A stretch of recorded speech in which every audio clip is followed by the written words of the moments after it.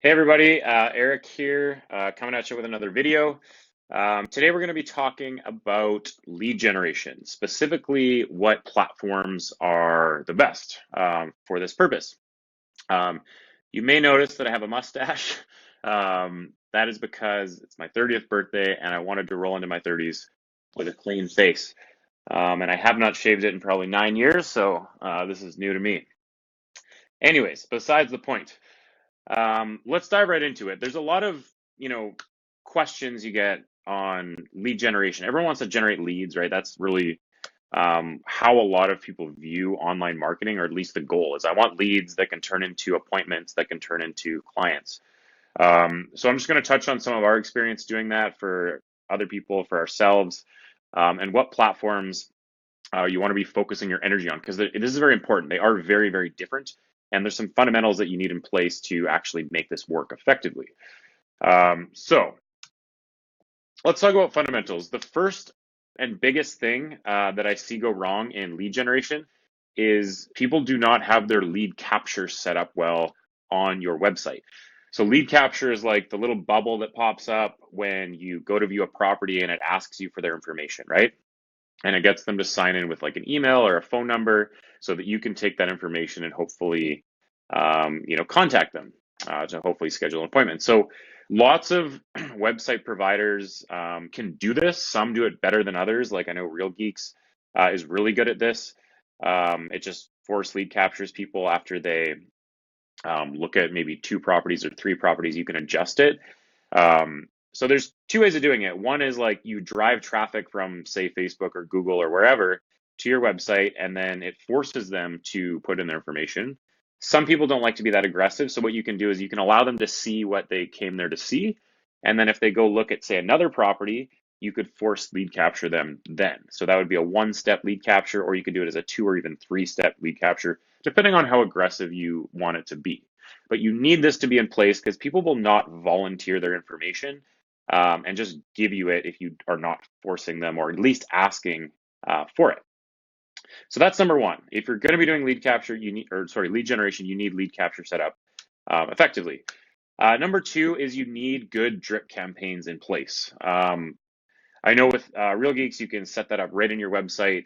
Um, if you have a good website, usually you have it set up so there's lead capture in place, and then they automatically go into a drip campaign once they become a lead.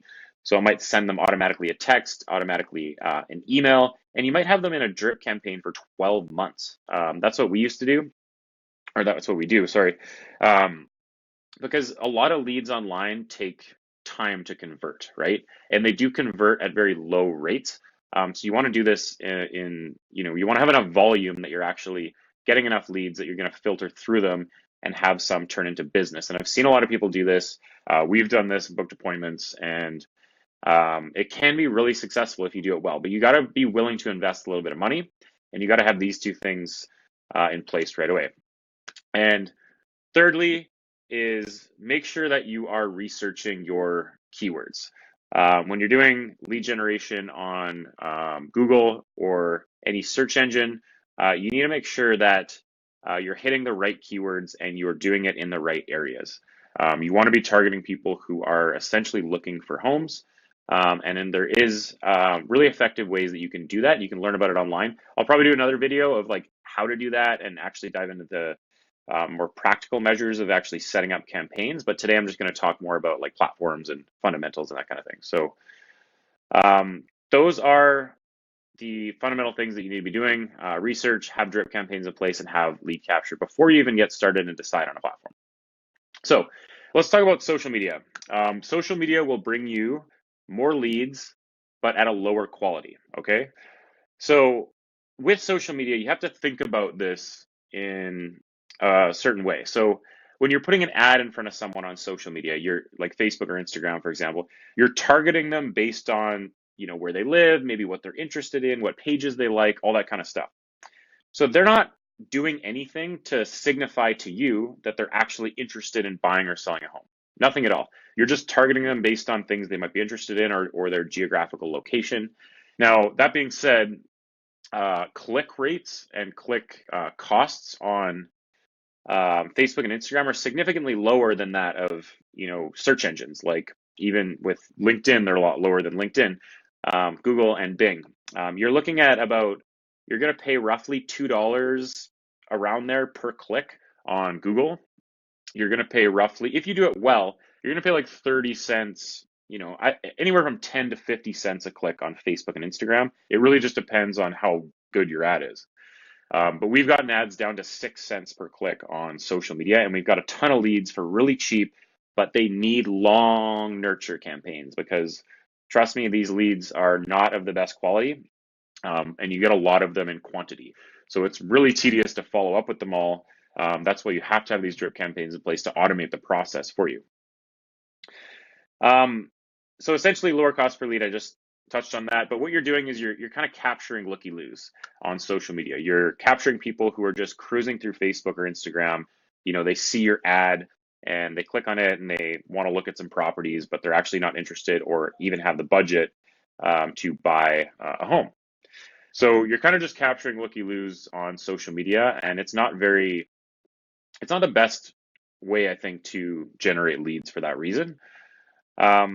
Social media is the best for open houses. So what I would say is looky-loos are great when they come to open houses. When they're entering their information on social media, they probably don't want to on your website after they get your ad from social media, they probably don't want to talk to you. But what it is good for is promoting an open house. And I'll do more content on how to run a really effective open house ad.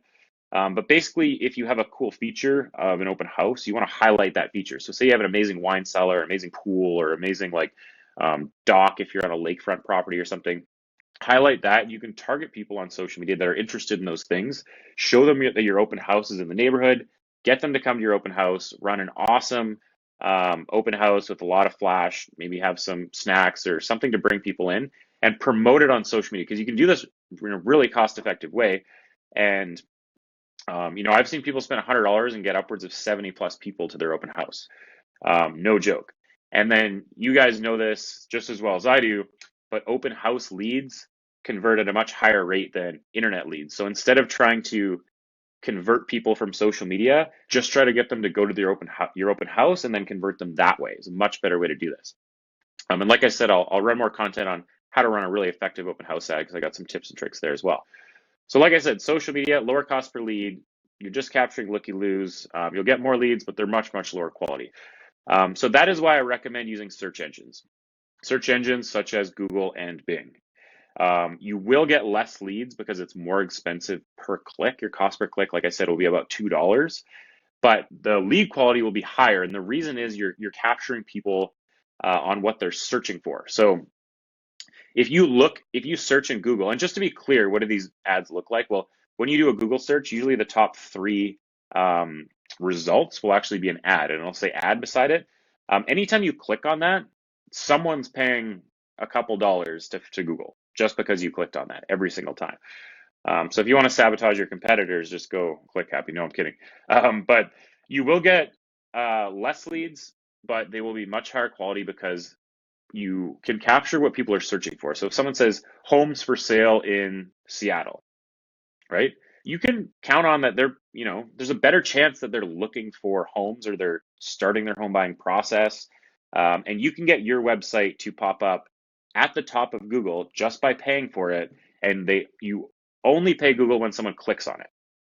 So if you do this at a high enough volume, people will click on those enough. And if you have good lead capture in place, you will get those leads, and you can, to some degree, assume that these people are somewhere in their home search. Now, it's a lot harder to capture seller leads in this manner because, what would people search for? A realtor, home prices. Maybe you can try some things like home prices in Seattle, average, things like that. But I think it's just best to go after buyers because oftentimes, obviously, as you know, buyers are also sellers. So maybe the first step in someone's process is actually looking what's out on the market before they decide to list their home. If you can be the first person to interact with them, you might get a chance to list their property for them, right? So like I said, higher cost per lead, but this will benefit you in the long run. We've run a lot of lead generation on Google and on Bing. And like I said, you're capturing people already searching, but we've ran a lot on Google and Bing, and honestly, I think Bing is the best. The reason is, and this is just a theory, but obviously it's a less saturated market. Less than 10% of the population use Bing, right? Over 80% of the population use Google. So there is a lot more people searching on Google, but everyone defaults to Google when they think about, oh, I want to do PPC, I want to do lead gen. Everyone uses Google. Not a lot of people use Bing. Um, it's a less saturated market and also a less sophisticated audience, is my theory, because the people that use Bing are the ones that buy a PC and use the default web browser on their computer, which is Bing, right? Or sorry, the default search engine. And maybe they're using Microsoft Explorer, right? Like most people don't type in bing.com to do their search. Most people use Google. So my theory is that the type of people that use Bing are more susceptible to lead generation. They're more susceptible to you putting something in front of them that's enticing for them to enter their information. The savviest users know how to get around that stuff. For me, I might, if I don't want to put in my information, I might go into incognito mode and, on Google Chrome and bypass that lead generation tactic somehow, right? But I think the less savvy users use Bing. Now, both of these platforms, there's promos out there where um, you can get a discount. So basically, I don't actually know what's available right now, but the first time I did this, and I'm pretty sure these are still out there, Bing, when you spend $75, they'll give you a $50 credit. And Google, when you spend $100, they'll give you a $75 credit. So basically, you can spend $100 in ads for $25 or $75 in ads for $25 for your first go around. So that's a great way to actually try these and see, um, essentially what if they're going to work for you and if you're getting leads that are of value. It really depends on your market. When you're putting these ads up, you're entering into a constant bidding war with everyone else who's putting these ads up. So in some markets, it's more expensive. I say $2 very loosely as a cost per click, but it could be more, it could be less. It really just depends on the saturation in any given market. So that's all I got for you guys today. I hope that was helpful. If you wish, give me a follow on Facebook, facebook.com/EricPrestonMarketing. My link to my YouTube channel is on there as well. I'll be posting up lots of videos there. But you're probably seeing this in one of the groups or something like that. So feel free to comment below, ask any questions you have. We have lots of experience doing lead generation. I know it's a hot topic, but I hope that's helpful. Get out there and start using Bing and Google as your primary lead generation tools. I promise you they will deliver better results. Bye for now.